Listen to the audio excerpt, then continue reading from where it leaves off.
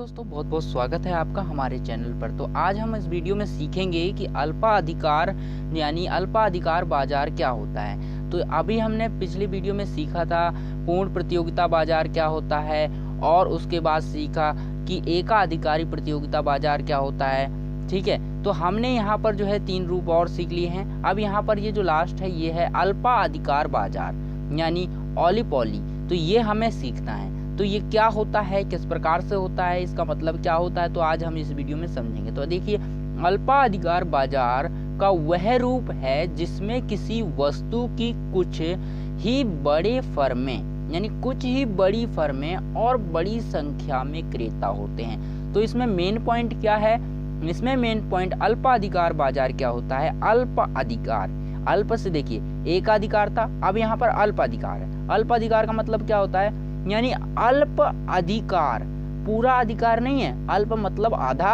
अधिकार मतलब अधिकार। अधिकार तो पता ही है आपको, अधिकार क्या होता है, यानी अल्प अधिकार, ऐसा बाजार जिसमें अल्प अधिकार। तो हम इसको क्या लिख सकते हैं, यानी अल्प, इसको अलग अलग करके लिखेंगे, अल्प क्या प्लस अधिकार।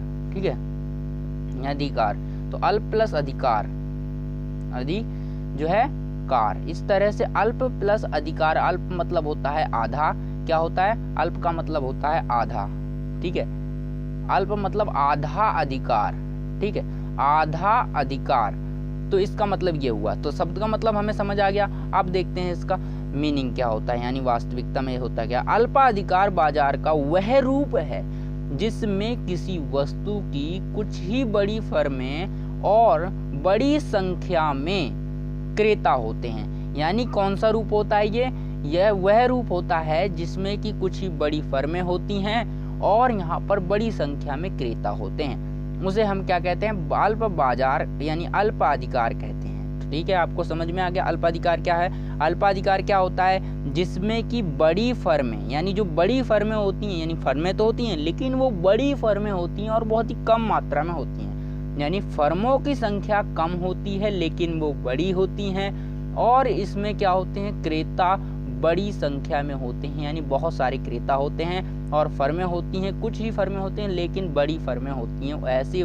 बाजार को हम कहते हैं अल्पाधिकार कहते हैं। तो अब देखते हैं इसकी कुछ विशेषताएं क्या क्या होती हैं। तो विशेषता देखिए, अल्पाधिकार की विशेषताएं क्या है, बड़ी फर्मों की छोटी संख्या, यानी फर्में जो होती हैं बड़ी होती हैं, बहुत बड़ी बड़ी फर्में होती हैं, लेकिन उनकी जो मात्रा होती है वो कम होती है, यानी फर्मों की मात्रा कम होती है।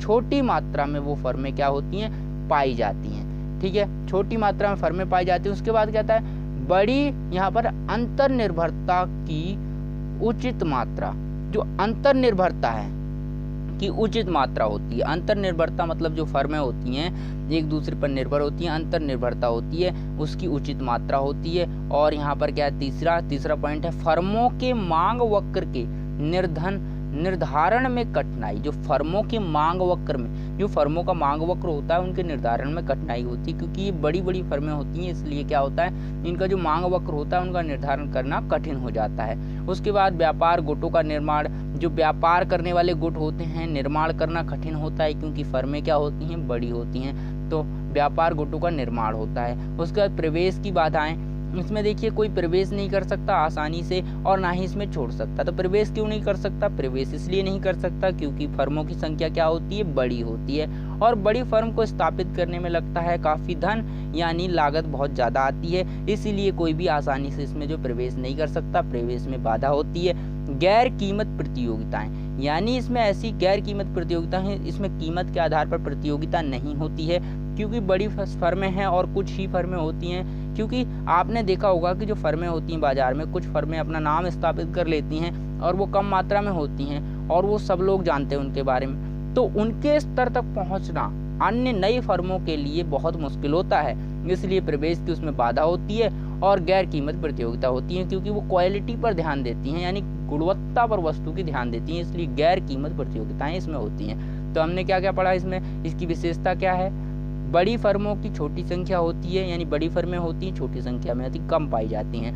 अंतर्निर्भरता की उचित मात्रा होती है, अंतर्निर्भरता होती है यानी ये फर्में एक दूसरे पर जो है निर्भर होती हैं। फर्मों के मांग वक्र को निर्धारण में कठिनाई होती है, फर्मों को जो मांग वक्र होता है उसे आसानी से निर्धारित नहीं किया जा सकता। व्यापार गुटों का निर्माण नहीं हो पाता। उसके बाद व्यापार गुटों का निर्माण आता है, इसमें प्रवेश की बाधाएं होती हैं, गैर कीमत प्रतियोगिताएं होती हैं। तो हमने ये पढ़ा। उसके बाद देखते हैं अब बहुत ही मोस्ट इम्पोर्टेंट पॉइंट क्या है कि बाजार के वर्गीकरण। अब हम क्या पढ़ रहे हैं, अब हम पढ़ेंगे बाजार के वर्गीकरण के आधार। यानी हमने इस चैप्टर को जो है, बाजार वाला चैप्टर है जो ये अध्याय 12 है, इसे हमने क्या करा है, इसको हमने यहाँ पर जो है विभाजित क्यों किया। ये बाजार का चैप्टर है, बाजार के रूप है, तो इसमें इसके बाजार के रूपों को जो है 4 भागों में क्यों विभाजित किया है वो हमें देखना है। ठीक है, वो क्यों विभाजित किया, उसका कारण क्या है। यानी बाजार के वर्गीकरण के आधार, किस आधार पर एक बाजार को वर्गीकृत किया जा सकता है, यानी भागों में बांटा जा सकता है। तो पहला, क्रेताओं तथा विक्रेताओं की संख्या के आधार पर, यानी जो क्रेता होते हैं और विक्रेता होते हैं, यानी खरीदने वाले और बेचने वाले, यानी उपभोक्ता और विक्रेता, इनके आधार पर हम क्या कर सकते हैं, बाजार को बांट सकते हैं। और उसके बाद वस्तु की प्रकृति, किस प्रकार की वस्तु है, यानी किस प्रकार की वस्तु की प्रकृति क्या है। ठीक है, इलेक्ट्रॉनिक वस्तु है या खाद्य पदार्थ है कोई, तो ये जो चीजें हैं, वस्तु की जो प्रकृति है वो बहुत मायने रखती है बाजार के वर्गीकरण में। तो वस्तु की प्रकृति क्या करेगी, बाजार के वर्गीकरण में मायने रखेगी। इसलिए जो यहाँ पर बाजार की वस्तु की प्रकृति भी क्या करती है, एक आधार है बाजार को वर्गीकृत करने का। कीमत नियंत्रण की मात्रा, यानी कीमत नियंत्रण की मात्रा का मतलब है जो कीमत नियंत्रण है, कीमत है एक नियंत्रण की मात्रा, मतलब कि बाजार कैसा होगा, कीमत नियंत्रित होगी या नहीं। यानी एक बाजार के अंदर है वो क्वालिटी होगी जिसमें कि कीमत नियंत्रित कर सकता है एक जो है विक्रेता। यानी जैसे एक अधिकार में था ना, कीमत नियंत्रित होती है, यानी वो अपनी मर्जी से कितनी भी मात्रा में बेच सकता है वस्तु को। ठीक है, कितनी भी कीमत में बेच सकता है, क्योंकि एक ही अधिकार है उसका, वस्तु पर एक ही वस्तु है, तो वो अपनी मर्जी से बेच सकता है, उसका एक अधिकार है। तो कीमत नियंत्रण की मात्रा के आधार पर भी हम क्या कर सकते हैं, जो है बाजार का वर्गीकरण कर सकते हैं। बाजार का ज्ञान, अगर बाजार का ज्ञान है, जैसे पूर्ण प्रतियोगिता हमने पढ़ा पहला, उसमें पूरी रूप से जो है बाजार का ज्ञान होता है। ठीक है, उपभोक्ताओं को क्या होता है, पूरी तरह से ज्ञान होता है। फिर एक हमने पढ़ा एकाधिकारी प्रतियोगिता, उसमें बाजार के रूप में बाजार के बारे में पूर्ण ज्ञान नहीं होता है उपभोक्ताओं को। तो हमने ये चीज पढ़ी। उसके बाद देखते हैं कारकों की गतिशीलता, जो कारक होते हैं इसमें गतिशील हैं नहीं हैं, किस तरह से चलेगा जो है बाजार, इनका जो व्यवसाय है कितना लंबा चलेगा या कितना नहीं चलेगा, इस तरह कारकों की गतिशीलता क्या है।